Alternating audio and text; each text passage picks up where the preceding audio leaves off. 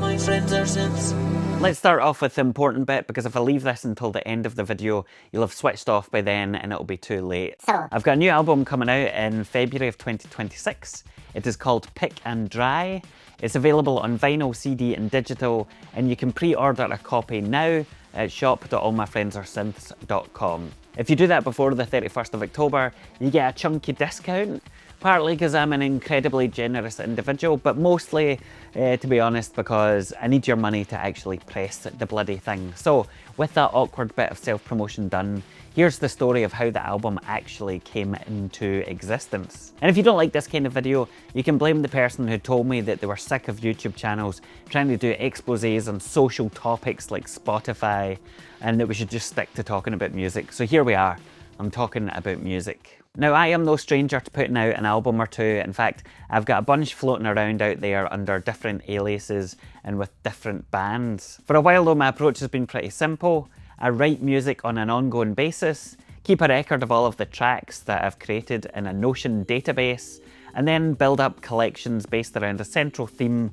or a piece of gear for consistency. Once I've got enough songs gathered together that work well together, an album starts to take form. For this release, the plan was initially to put out an album with tracks that were written entirely on the Dirty Wave M8. One box, one workflow, nice and tidy. That also had the added benefit that the tracks were all pretty much ready to play live. Now, I'd been working on this idea for the best part of about 18 months, writing tracks and gradually stockpiling them for what I thought would be my next M8 album. That was the plan anyway, at least until a few months ago. You can picture the scene.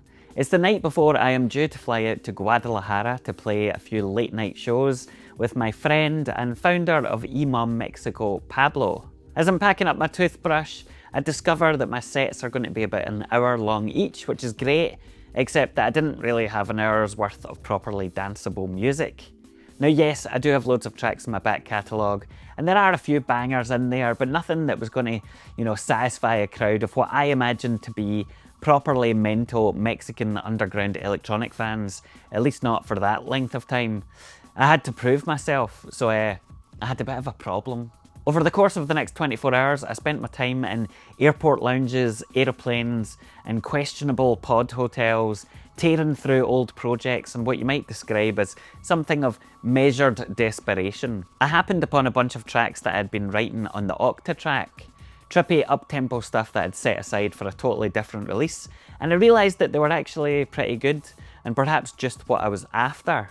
So I grabbed the stems of those Octa track performances from my Logic files, chopped them up and reworked them into sections on the M8 that I could then play live. The following day, Pablo welcomed me into his home and his community, and he definitely deserves a lot of credit for that, as well as a huge thank you for his generosity. Everybody that I met over the next 48 hours was incredibly friendly, though definitely a bit fucking mental as well. The venues were slap bang in the middle of Guadalajara, with amazing views and a proper kind of DIY spirit. Everybody passing about bottles of mezcal and God knows what else. A bunch of my work pals had made the trip from both the US and Europe to hang out, and it felt truly surreal to be throwing myself around like an idiot with them, 5,000 miles away from home in this bizarre scenario, wearing a fucking lip mask. Now through the Gordita and Just Come Down, I had something of a revelation.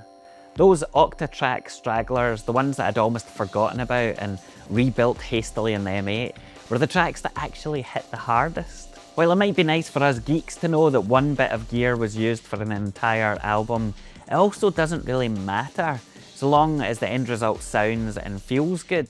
And that is how I ended up looking at my collection of tracks in a whole new way. Rather than be concerned primarily about the technical cohesion or the story I might be able to tell about, I made this all in an M8, I started to see a different narrative that weaved between tracks which previously seemed otherwise separate and disconnected from one another. In some senses, the experience I had in Mexico is reflected in the journey of the album itself.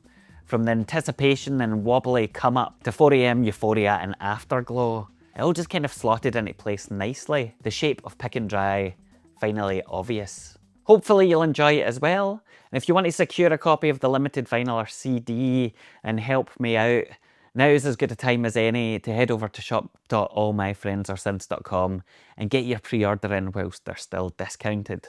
If you want to catch me live, I'll be playing at the Attack Release Mini Festival with a bunch of other great acts on the 4th of October at the Rum Shack in Glasgow. You can grab tickets at the link in the description, and hopefully I'll see some of you there. Thanks in advance, and thanks again to the mad bastards of Guadalajara.